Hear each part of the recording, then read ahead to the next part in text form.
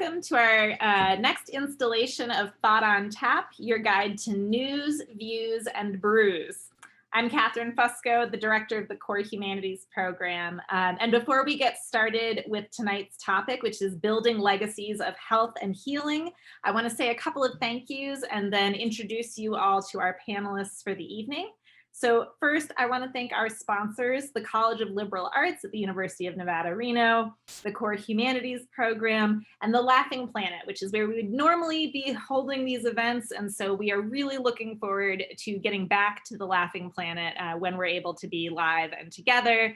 But you should still go get delivery from the Laughing Planet, have some of their delicious bowls, and we will look forward to seeing you there when we can be back. I also want to say thank you to Chris Stansel, to Carlos Mariscal, to Breton Rodriguez, and Richie Bednarski, all of whom are helping out behind the scenes. At the end of our event tonight, please do take a moment to fill out the survey that'll pop up. That helps us know what we're doing well, how we're doing delivering this online programming, and good stuff like that. Also, throughout the event tonight, you can put questions for the panelists into our Q&A, and we'll work to get your questions answered by our wonderful group of panelists. So I'm going to introduce tonight's topic and then introduce our panelists, and then we'll have our wonderful discussion. So the panelists for this installation of Thought on Tap consider the human relationship to health and well-being, considering topics such as how individuals process trauma, the way we move in and out of ability and disability over the course of our lifetimes, and the way this affects our self-conception, as well as how marginalized and at-risk communities advocate for their health when the larger society turns its back. Perhaps no year has brought these issues more to the fore than the one we've just gone through and in many ways are continuing to live in. We've seen differential distributions of the health effects of COVID-19, and as an article published on Health Affairs notes, communities of color, including African Americans, Hispanics, and Native Americans, are more likely to suffer serious effects and die as a result of complications from COVID-19. And the article goes on to say people of color are typically disproportionately underinsured with less access to high quality treatment and preventative care. As a result of these long-standing systemic, social, and resulting health inequalities, racial and ethnic minority groups of all ages have higher rates of untreated asthma, obesity, diabetes, and heart disease. So we've seen a lot to make us very concerned about health and well-being and the way that it is unevenly distributed in many ways, as well as the way illness can have uneven effects. But in many ways, COVID has just made manifest something that lots of folks have known all along, that illness is not evenly distributed and nor is care. And so we've also heard stories from people living with disabilities this year that speak to anxieties about how we as a society value the lives of those who have a medical disability, and ditto to the valuation of the lives of the elderly and the elderly poor who may be living in care homes. The virus has raised a lot of questions about how we as a society think about health as both an individual and a collective issue. In this semester's Thought on Tap series, we're moving towards hope. And one of the things that we've seen that looks like hope is the way that communities have advocated for themselves and the kind of education we've seen as a nation about the ways health and healing can be social, political, and historical issues, as well as scientific ones. Tonight, we have three excellent panelists to help us think through issues of identity, self-perception, advocacy, and health and healing. I'll introduce them one by one, and then I'll start us off with a few questions, but I hope that you all will contribute your own questions using that Q&A function. So first, it's my pleasure to introduce Melanie Duckworth, who is an associate professor in the Department of Psychology and an associate dean in the College of Science at the University of Nevada, Reno.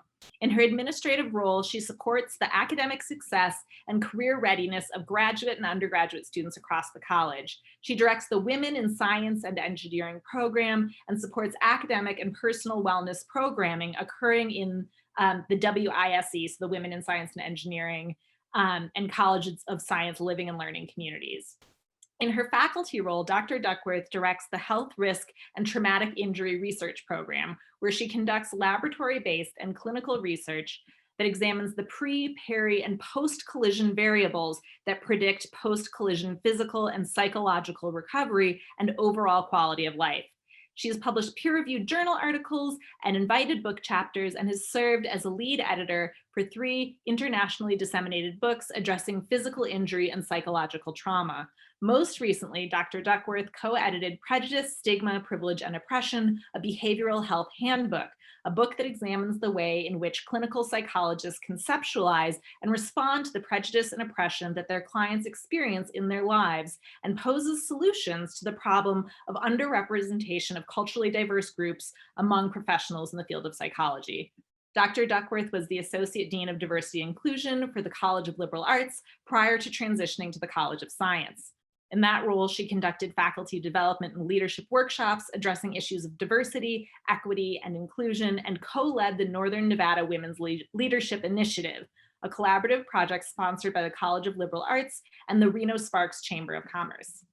Dr. Duckworth received her doctorate in clinical psychology from the University of Georgia and completed an APA-approved predoctoral internship through the Brown University Psychology Internship Consortium and a National Heart, Lung, and Blood Institute-funded postdoctoral fellowship through the Brown University School of Medicine. So welcome, Dr. Duckworth. Thank you for having me here. It's delightful to be with all of you, and I'm excited about being on the panel. And next we have Dr. Emily Hobson, who has a joint appointment in the Department of History and the Department of Gender, Race, and Identity at the University of Nevada, Reno. She's a historian of radicalism, sexuality, and race in the United States, and an interdisciplinary scholar of queer studies, American studies, and critical ethnic studies. Her research centers on radical movements of the latter half of the 20th century, especially LGBTQ, anti-racist, and anti-imperialist politics. She is the author of 2 books, Lavender and Red, Liberation and Solidarity in the Gay and Lesbian Left, and with Dan Berger, Remaking Radicalism, a grassroots documentary reader of the United States, 1973 to 2001.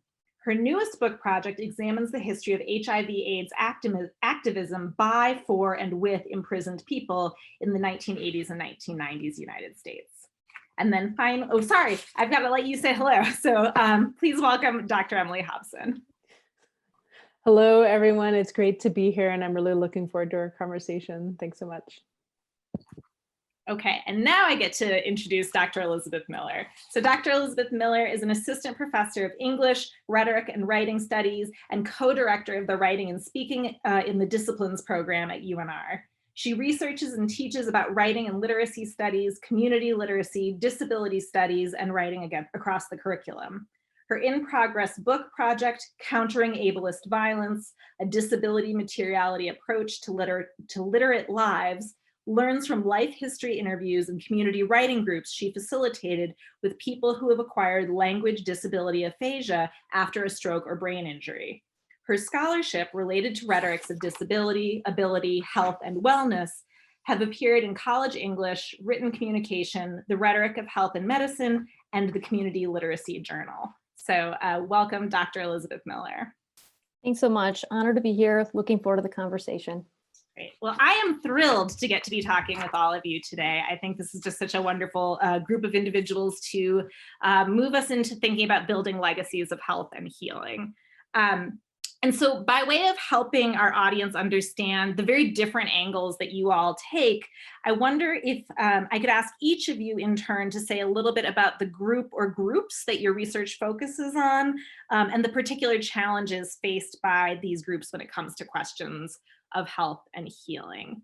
And so maybe we'll work backwards from the order we just took. So Elisabeth, would you consider starting us out? Yeah, absolutely. So in terms of, Catherine mentioned a bit of this even in terms of my book project in the introduction there, but I've been doing research over the past several years with folks who've acquired language-related disability, also known as aphasia, after experiencing stroke or brain injuries. And you know, that also was related to facilitating and running some writing and multimodal communications groups in collaboration with a speech and hearing clinic, and also students training to become speech pathologists. So from there, observing these groups and also doing some life history related interviewing, I've really focused on, I'm a literacy related researcher, so I'm especially interested in, given that aphasia affects people's speech, reading, writing, and reception of language, how do they adapt to reading and writing after this major change? So something else tied to aphasia is often a weakness on the right side of the body. So even in terms of typing, handwriting, so much about how people process language, or even folks talk a lot about looking at a text and finding, densely printed text sort of running together. So all of these changes in terms of experiencing reading and writing.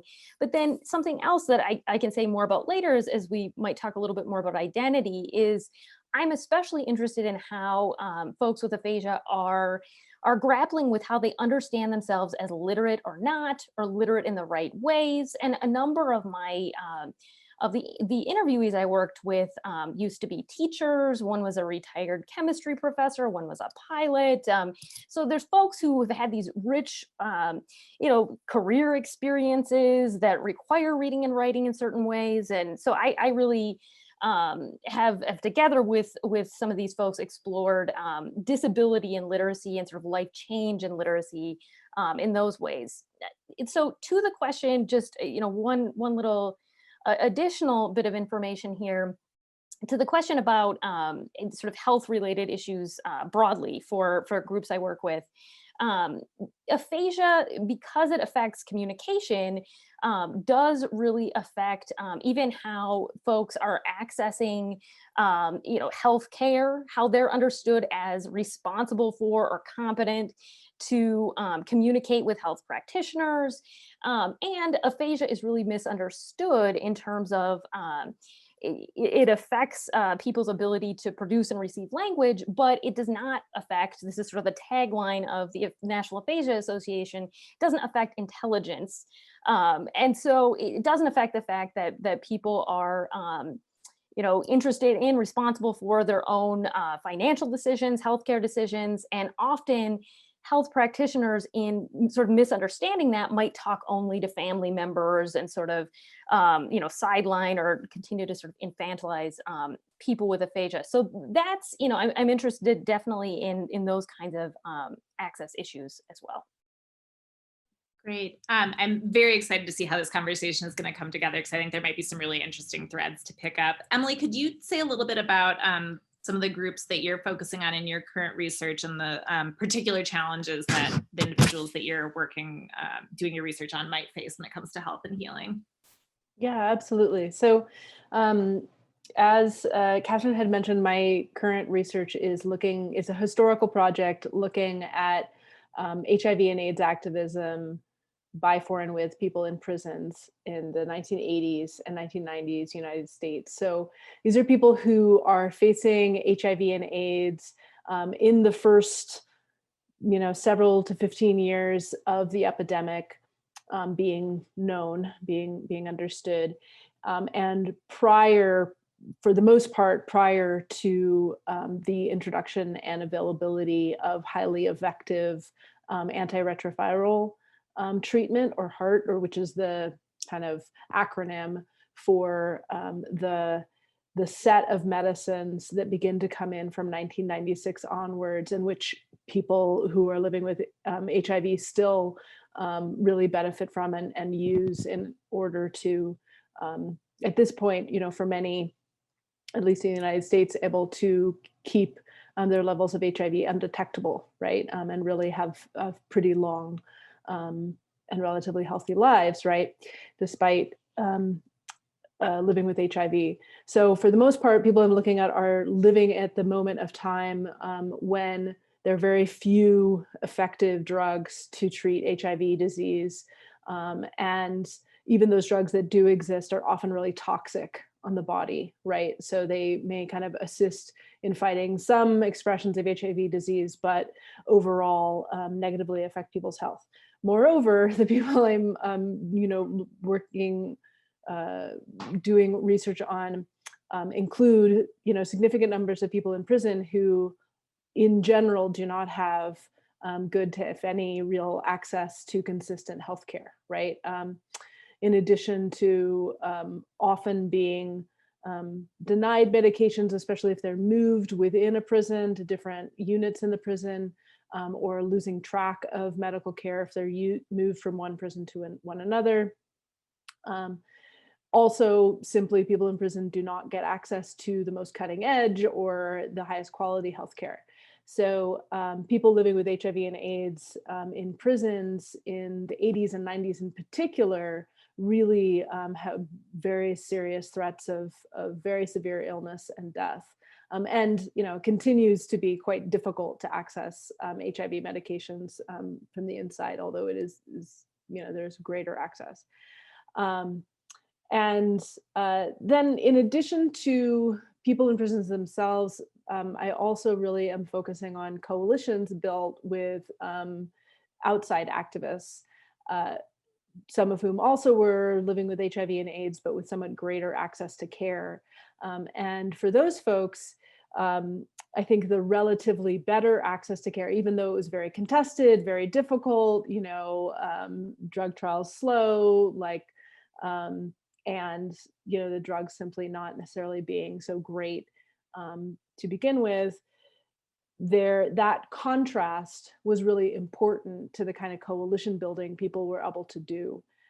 So one of the things I've noticed in my research is that one of the huge challenges faced by people in prisons was simply information about what drugs were available, and so therefore what they should advocate for themselves and collectively, as well as what kinds of alternative treatments people were using on the outside in terms of things like nutrition and stress reduction and other kinds of practices.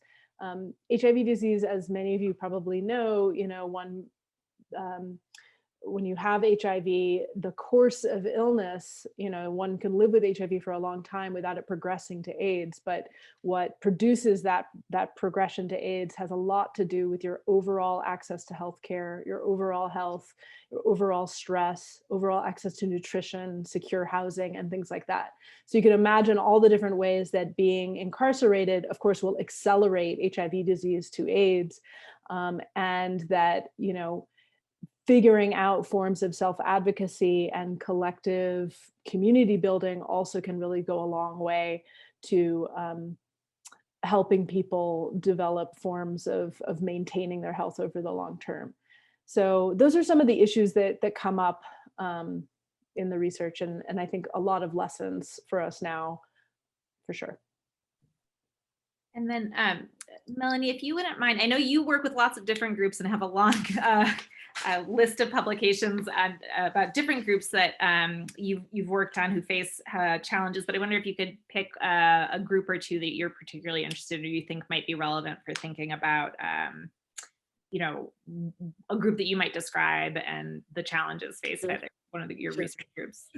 I actually have one primary focus in terms of my research, and it's looking at the trajectory experienced by people who have been involved in very serious motor vehicle collisions. So it's a context for unintentional injury, and it's a context where we can all reside. So it is interesting in that anybody can have a collision. And so what we deal with is identity defined broadly and life circumstances and experiences defined broadly. But in the context of that particular unintentional injury context, what we have is a cascade of effects occurring. So typically, if it's a serious collision, the person will experience physical impacts that are associated with impairments in function and sometimes disability. So difference between those two terms. Impairment is a change to a body part or an organ system, and a potential change to the function of that body part and organ system. A disability has to do with the impact of that impairment on the person's ability to engage in what we would consider normal activities of life.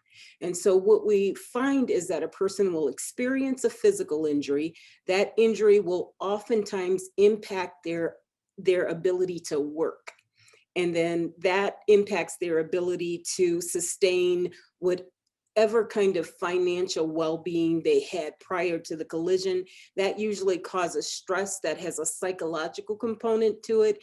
If you have physical pain, impairment, and you have psychological distress, it is very likely that you are not able to be your best self in the context of your family, other loved ones, friends, and you are very likely to not want to engage in anything that would have normally brought you joy and some kind of pleasure. So it's just this cascade where the collision becomes a nexus in terms of having physical injury meet up with psychological injury. And in the collision context, that psychological injury can be of the most severe type. So collisions can oftentimes be traumatizing. So there can be loss of a body part, there can be death, there can be, a belief that death is imminent. So all those things would qualify collisions as criterion A events and sufficient to cause trauma. So we look at that and we recognize that the person who is trying to restore their life function is going to have to engage with systems. And in the collision context, not only do they have to engage with medical systems, but they have to engage frequently and intelligently with the legal system. So in terms of compensation in the injury context is often about lost work productivity. So it can be you having lost your job, it can be you now only being able to work part-time, or it could be you not ever having lived up to your potential. So you were just about to graduate college and you have this collision and you would have had X degree. Well, what money would you have made with that degree? And that's what they calculate. So if you think about having your health managed by virtue of you making a sufficient legal case to get compensation, you can see how challenging this is. So in terms of identity for that population, there are a number of factors that are relevant. So if we look only at physical injury, gender and age are very relevant. So we know that collisions that involve older adults are more likely to result in them dying, fatalities. We know that injuries that occur to young persons, particularly males, are going to be very serious and more likely to result in some kind of permanent disability. We know that women are going to have injuries that are not as documentable and so not regarded as as serious as a fracture would be. So we will have soft tissue injuries. The whole population will experience, not the whole population, but some people experience brain injury, and that could be traumatic or mild. Those things are harder to diagnose. So there are a lot of variables that pertain to identity that are relevant to how an injury is assessed, treated, and compensated. So I'll stop there. And well, that's a great lead into kind of my next question. And I do want to remind folks that if you would like to ask our panelists questions about any of their perspectives on health, healing, wellness, injury, go ahead and put that in the Q&A. But one thing that several of you have touched on is the way in which acquiring a traumatic injury or a disability or a new disease, right? All of you are in some ways working on people who, this is a life change, right? This is something that the individuals were not experiencing before, and now they have a new illness, they have a new disability, they have a new traumatic injury. And so I wonder about, if you could talk a little bit about some of the most striking ways this seems to be affecting individuals' self-identities, and also this question of how individuals relate to society. Does it, how does this change the way an individual feels about their role in society? And so actually, Melanie, since you were just talking a little bit about this, it seems natural to ask you to kind of continue on this. In terms of the injury context, we have a sense of ourselves as whole. How, in whatever form we take, we have this history of this as us. And so when somebody has an injury that requires the removal of a limb, or now requires rods to be placed in 3 out of the 4 limbs and the other limb amputated, when it is that extreme, there's a loss of sense of continuity of self. That is a real challenge. So it's not only about going out into the larger world, it is simply sometimes just confronting what is now your new self. So that can be challenging. It is also the case that for many of us, work is our definition of self. You know, for good or for bad, we define ourselves by what we do. And suddenly we have somebody who can no longer claim that occupational label. So who are we? If we are not doing what we've done for 20 years, who are we? So there are real challenges around maintaining a sense of self and maintaining a sense of purpose in this new lived experience of the body and the ability. And Elisabeth, I might ask you to pick it up because it seems like a natural kind of connection to your research. Yeah, absolutely. I think so much resonates there with, so, you know, aphasic people. In fact, there's a good amount of communicative disorders research that calls aphasia identity theft. Because communication is so central in forming our identities. You know, we're forming our identities between each other in communication. So as a daughter with a mother, or, you know, within a family, at work. So communication is central to forming our roles. And how we understand ourselves. And so exactly as you were saying, Melanie, about this new, a new sense of self, in creating a new sense of self is something that is really central for aphasic people who I was talking to. And so that was actually part of the rationale for writing groups, for composing groups that were kind of scrapbook-like, but which we actually called in these sort of public humanities contexts, in collaboration with the speech and hearing clinic that I was working with, there were life books. People were creating life books where they might put in, you know, old ticket stubs or old pictures or drawings or, you know, some language, but just sort of the retelling. And then in groups, community groups with other folks who are adapting their new sense of self as a person with aphasia. So the sense of sort of restoring your life was really central to kind of the broad effort of these community groups, community writing and communication groups I was involved with. And I'll also say, you know, this identity for me, again, invested in literacy research, I've really been focused on folks, the changed sense of their literate identity. So, you know, especially some people in my interview group who used to be teachers, who might even others might not even notice they have aphasia. They sort of might pass as not having aphasia. They still continue to read and write, social media, reading novels, you know, writing emails, lots of things.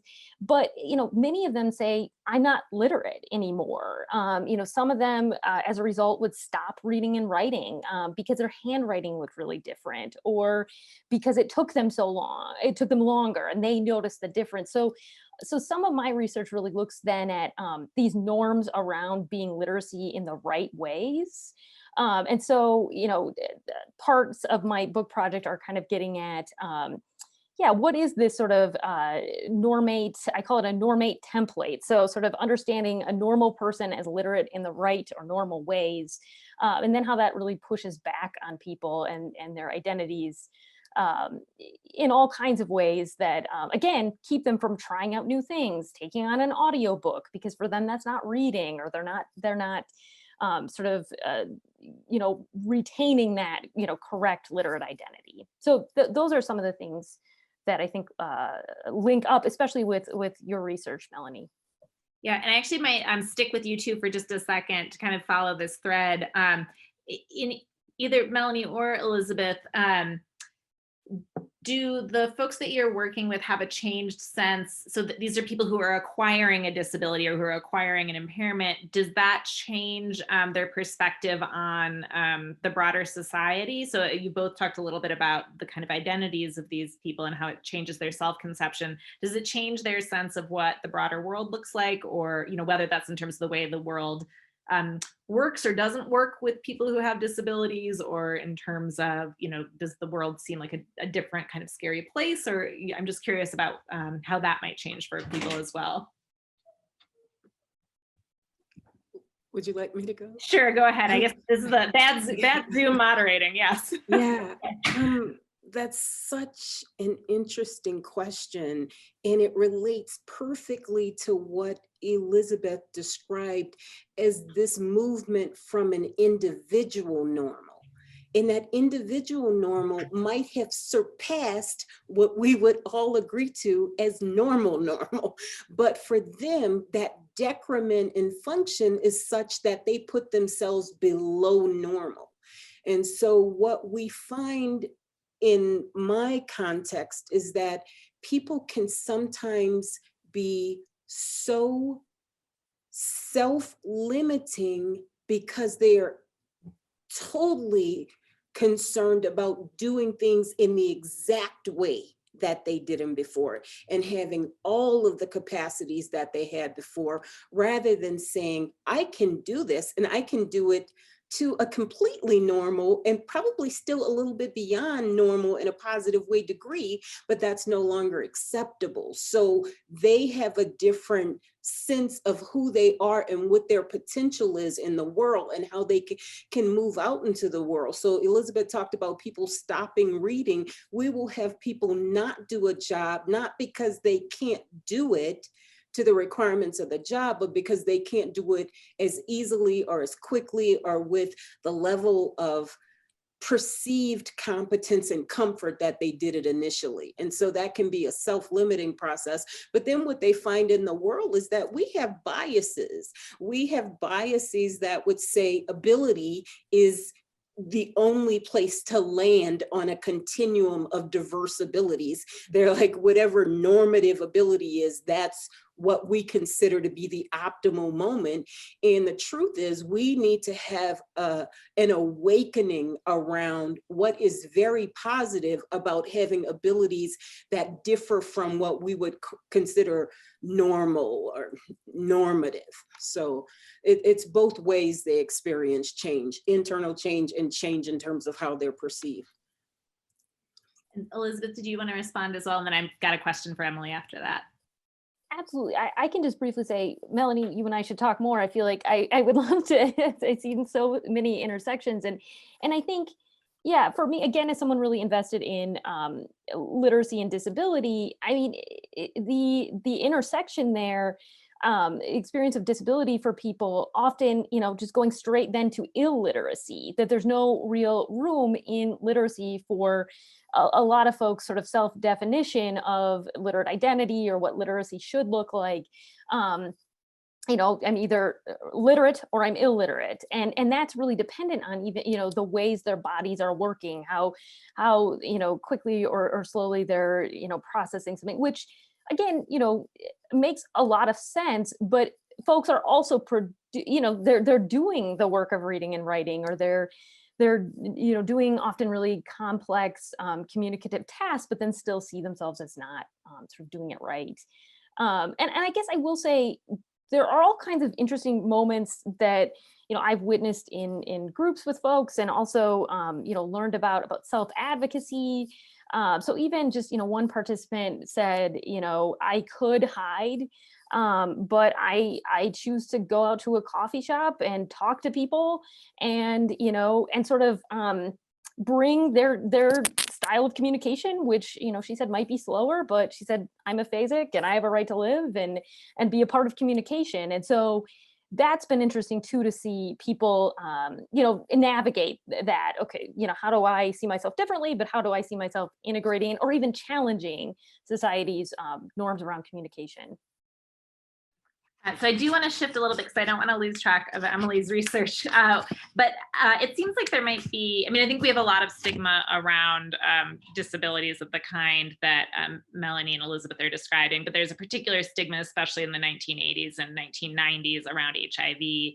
And so Emily, I wonder if I could go back to the original question about how acquiring HIV affected people's self-identity and also you know, in a kind of unfriendly world of the 1980s and 1990s, the way they perceive their relationship to a broader society. Yes, absolutely. So I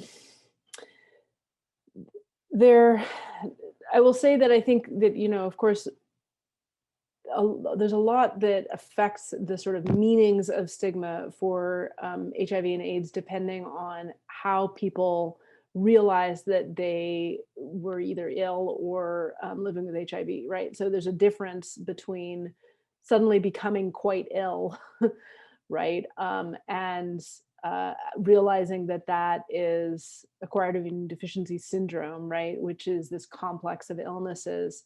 There's a difference between that and being otherwise feeling like you're relatively healthy, but learning that you have HIV, right?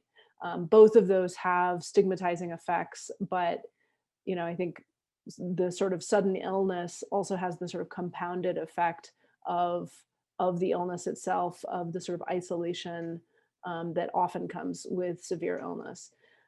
So some of the effects of that stigmatization sort of vary with kind of where people were at.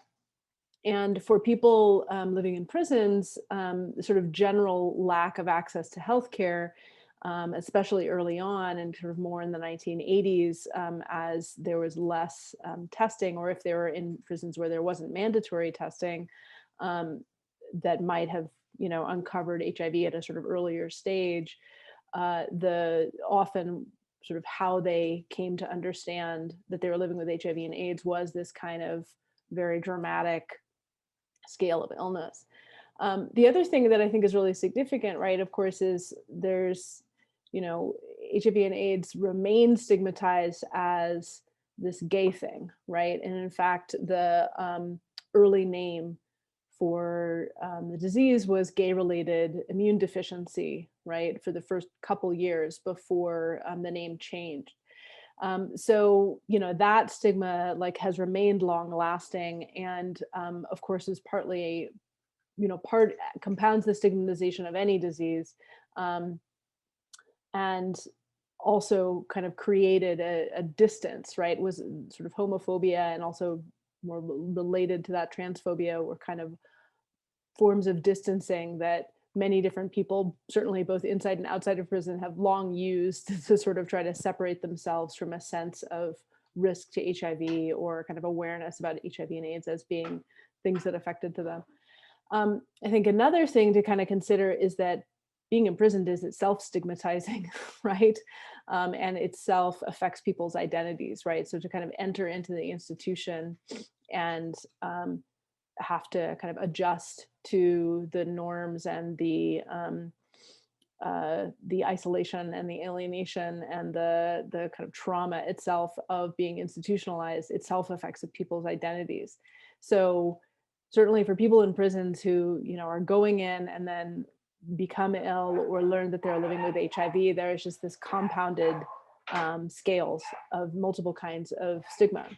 The thing that I really have been compelled by in my research is the power with which people responded to that, with, you know, forms of self-advocacy and collective work, which I think we'll get to in a little bit.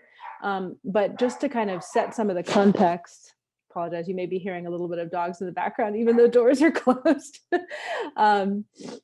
The one thing to sort of set some of the context for some of my work is that I think there is a common misconception when I talk to people about my research that I must be talking about men's prisons and also about transmission inside prisons. But in fact, the very large proportion of people living with HIV and AIDS who are incarcerated, both in the past and the present, became infected with HIV prior to their incarceration. So it's really kind of the circumstances that made them vulnerable to HIV were interwoven with the circumstances that made them vulnerable to criminalization or incarceration. That also is kind of reflected in the ways that the rates of people in women's prisons living with HIV and AIDS are greater than the rates of people living in men's prisons. So numerically, it's more people with HIV in men's prisons because it's just more people in men's prisons in general. But that proportion is sort of higher. And that also kind of affected, those differences of gender affected some of the ways people were able to respond. In that, I think kind of some of the ways of relating to each other that helped to break down some of the stigma surrounding HIV and AIDS in some ways, were facilitated by the shared experience of being women or being classified as women and living in that context. That's so interesting. I would have made, I think, the exact same assumption that you say people bring to your research. So thank you for that. I do want to remind folks that if they have questions, do feel free to put them in the Q&A. But I would love to invite Emily for you to continue talking a little bit about advocacy, because I think, I want to shift towards the building legacies of health and healing part, right? We've spent some of this evening talking about sort of the challenges that folks face, the challenges that are structural, the challenges that may be psychological as well as physical. But I would love to hear stories about individuals coming to advocate for their well-being when they exist inside of structures that are maybe not doing enough. And so I would love for you to share either individual stories or collective strategies that you've encountered with your research. And so I'll let you start, Emily, since this is very close to your work. Yeah, great. So the focus of my work is not so much on the sort of circumstances or like the epidemiology of HIV and AIDS in prisons, but really rather on how people responded with forms of collective action. Inside prisons, the thing that's really noticeable is a network of peer education projects that incarcerated people developed in collaboration with support from activists outside who shared resources, on HIV education and prevention tools, curriculum tools, things like that. But it was people inside prisons themselves who really developed a peer education model that they, then pushed to have accepted by prisons, to be allowed to, provide curriculum to each other and to create peer counseling programs. So the first two of these were created in New York State prisons in 1986, 1987. The first one was at a men's prison called Auburn. And then the second one immediately after that, and that really developed and became more flourishing, was at a women's prison called Bedford Hills. And that project became called AIDS Counseling and Education, or ACE. In general, the peer education projects inside women's prisons sort of flourished more and were less repressed by prisons. There's kind of greater repression of organizing inside men's prisons in general. And all of these peer education projects were multiracial, very consciously so, which, was perceived as a political threat, but as somewhat less of a threat in the context of women's prisons. I also think that the forms of kind of peer counseling, relating to each other, building community, emotional kind of sharing of experiences was sort of more accepted among people in women's prisons, a kind of more accepted form of behavior, fits into norms of like how women are supposed to relate to each other versus how men are supposed to relate to each other, and particularly in the context of a prison. So ACE really flourished, and it had some sort of hiccups along the way, but it wound up involving hundreds of people inside the prison at various scales. Some at sort of a basic level of going through a one-on-one kind of training. Some also prison guards and administrators kind of went through education programs that the people who ran ACE put together. And then also some more involved like leadership teams and one-on-one counseling projects. And the curriculum then got shared with, some other prison projects, including in the federal system, and also in prisons in California and in Illinois and a few other places. And, generally it was a kind of like movement through a kind of, here's what HIV and AIDS are, here's how they operate in the body, some of the biomedical information, to then addressing like issues of stigma, stereotypes around HIV and AIDS, stereotypes around sexuality, a lot of attention to how to negotiate safer sex and HIV prevention on the outside after release. And like relating to families, talking to family members, talking to children, about living with HIV and AIDS and so forth. Legal issues also, concern around losing legal right to parent, right, if one is living with HIV or AIDS. So there was this kind of host of issues addressed. And then usually the curriculum also would wrap up with a kind of larger discussion of the politics of the HIV/AIDS epidemic, right? Like, how is it that people were advocating for more research, for more HIV and AIDS care, both inside prisons and outside? How did issues of race and class and gender shape the epidemic and shape who's vulnerable, as well as, of course, issues of homophobia? So it really was a kind of very flourishing set of projects. The other main thing that I've looked at are the coalitions that developed, as I mentioned, between incarcerated people and people on the outside. But I really think that the peer education projects really capture my own kind of excitement as some of the most innovative work that shows up in this history. Yeah, that's really great. And I think, I'm very excited to hear also Elisabeth and Melanie's response to that question, because I think this idea of kind of like self-advocacy and also maybe taking on this new kind of identity with a new group, right? Like that who your peers are can become different over time. And so Elisabeth, I wonder if you could, I know you've done this work on these circles, if you could talk a little bit about interesting ways you've seen people either advocating for themselves or for this new group that they find themselves among. Yeah. I think, one of the things that I would note right away is I actually ended up recruiting folks for some of these public humanities kinds of projects I was involved with out of an aphasia self-help group. And so there was already a really vibrant sort of self-help network in the community I was in. And it was really powerful in terms of weekly meetings with people who've recently acquired aphasia, meeting others who had been living with aphasia for quite some time. And so I think that actually ended up transitioning really nicely into some of these storytelling groups where we sort of, that community then extended into my experience with these writing communication groups. So I guess, the other thing I would say is, I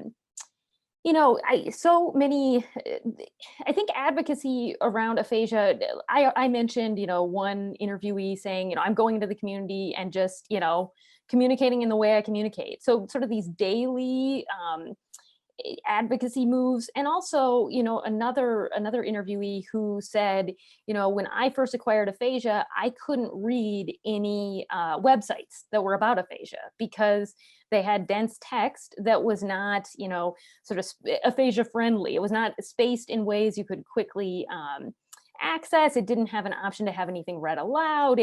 And she said, hey, I have a partner who helped me, but what if I didn't? And, so what if I didn't have sort of a care network?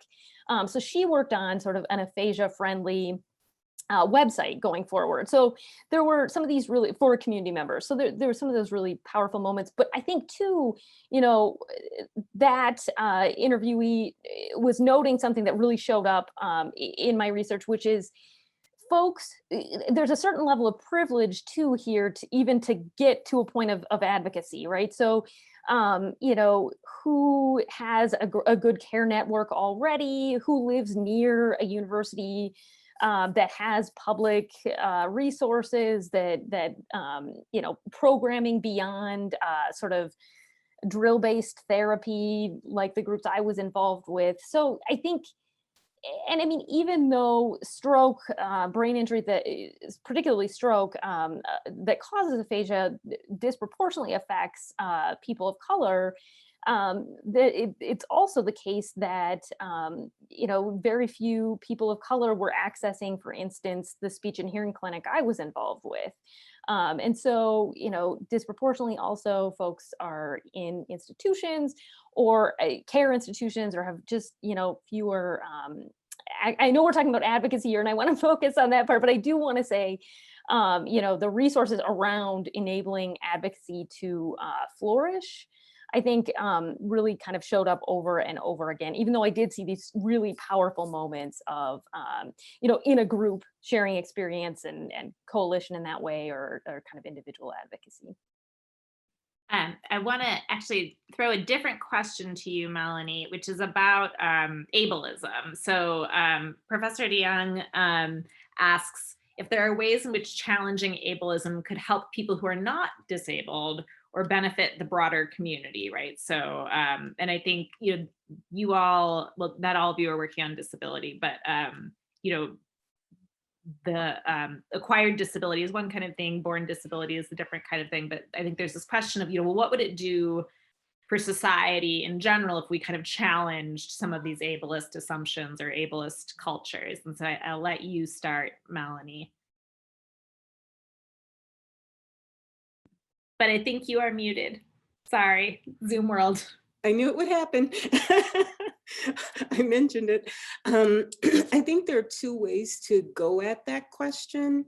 One is with an emphasis on inclusivity, in inclusivity of people who are considered to sit at the center of normal ability, and expanding that out to capture all types of diverse abilities will mean that we have so many more creative, ingenious inputs into any question that we're trying to answer. So, it is so interesting to think that one's perspective is the perspective.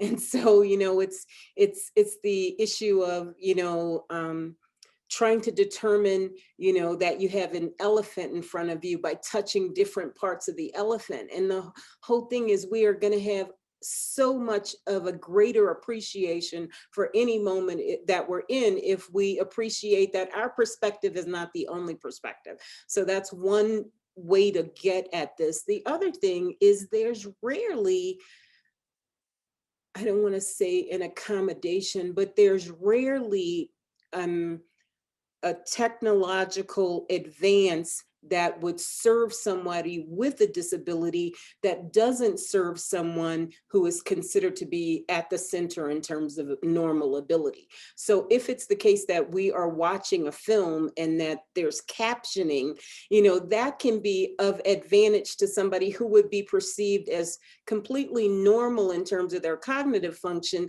but they just have a tendency towards written words versus hearing things. There's just this slight preference for that.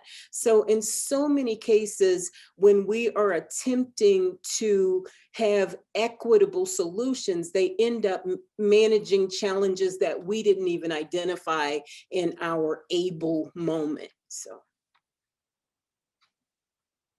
Emily, I might ask you the same question. This is the question from Dr. DeYoung. Yes. Okay. Yeah, so, on ableism. I mean, I think of, my own work doesn't center on disability or disability activism, but as a historian of social movements, I've certainly learned a lot from learning more about the disability rights movement and disability justice movement. And I wind up teaching on concepts of disability justice in, for example, my classes on feminist theory at the undergraduate level. And the framework of disability justice has really given me a really rich way to think about illness and health more broadly, and the ways that it intersects with the sort of perceptions of health and illness intersect with questions of gender, of race, of class, of productivity, of age, of many different kinds of factors. And I would say, For one, at a very concrete level, you know, I think we tend to think of disability as this kind of status that is fixed, but it is a status that is actually often very shifting. You know, we can become temporarily disabled with an injury that we eventually heal from. We can become disabled as we age, right? And so, you know, as Melanie was saying, like many of the kind of forms of access that, you know, are kind of geared towards things that are thought of as permanent disabilities or permanent impairments really can help us, you know, in particular moments, right? Like curb cuts help if you're pushing a stroller, you know, or if you're older and you're using a wheeled cart for your groceries, right? And I use live transcription or captions all the time, simply because, you know, I find it a little easier to absorb. Or if I'm watching a British detective show and I cannot understand the accents, you know. So I think there are many kinds of concrete things like that. I also really think that, you know, understanding ableism as a problem, it is a really helpful critical tool for me to think about the ways that that norms around like what it looks like to have a healthy body are interrelated with structures of racism, structures of sexism, heterosexism, assumptions about size, things like that, right? And thinking about the history, for example, of eugenicist thought and the ways that eugenicist thought often, you know, marks off people with disabilities as not worthy of support or not even worthy of life, for me has been really profound in understanding the ways that white supremacy and other kind of aspects of eugenicist thought are interrelated. And then, you know, I also think that like disability justice also advocates for a stronger social safety net and for healthcare access, right? And for understanding chronic illness as sort of on the spectrum of disability. And that's something that we certainly can all benefit from. And Elisabeth, I might ask you the last question, but in a slightly different form. So I wonder what you think we as a society can stand to learn from the kind of groups that you're studying. So, you know, are there new ways that we should be thinking about ability, trauma, or illness? Are there new ways that we should be thinking about? Are there new policies we should be developing? What could we learn as a society from thinking about the folks that you've been working with? Yeah, I hate to be the last word, but I will say, you know, I think that this model of a sort of public humanities storytelling group that I was involved in really was pushing back on some of, it was located at a speech and hearing clinic, but it was very different than a lot of the other programming or more traditional therapy available at the clinic for aphasic people. And so a lot of the other therapy was very, you know, sort of drill based and sort of, you know, trying to very much, you know, regain competency in terms of speech and you know that has a lot of place in this whole sort of healing journey. But I think more broadly thinking about healing, living with a disability, aphasia is chronic. It changes people's bodies and experiences with language in the long run. And so, you know, groups like this that can focus on storytelling or sharing experience in ways that really translate. Like I said, this group, for instance, was very tied to a self-help group. And so conversations between groups of friends would extend, would build off of these kinds of sharing of stories and experience. So this sort of broader push toward health through participating in life and sort of what our goals are for in health. I mean, are we getting back to how we were? I know we've all talked about this in certain ways tonight. Or, you know, are we talking about participating in the world in different ways and pushing back on norms of communication or bodies? And so for me, that's had lots of implications in other ways, even in the ways I do research. I learned a lot from people with aphasia who I was interviewing. I used illustrated consent forms based on a lot of feedback from folks and how they best communicated. I did a lot of drawing and writing in interviews, sort of a multimodal interviewing kind of strategy. And so, sort of more broadly examining how we research, and obviously teaching, how we understand, good writing, good students. So for me, those things are all kind of interconnected from my project. Well, I also love that as a final point. I know you said you didn't necessarily want the last word, but I think this idea that does run through all of the work that you're doing is about people kind of telling their own stories or figuring out how to tell their own stories and how to make connections. And I think, as we are all living through this kind of mass trauma right now, right, and, facing different health effects at the moment, I think it is so important. And I really appreciate you all being here to make this connection tonight. And I appreciate those of you who are in the audience this evening for, coming out and have a little bit of connection, a little bit of seeing faces, a little bit of thinking together. So I want to say thank you to the panelists. I want to say thank you to everybody who helped put this event together and who's here tonight. I do hope you all will take our survey at the end, but also take good care of yourselves out there. So thank you, panelists.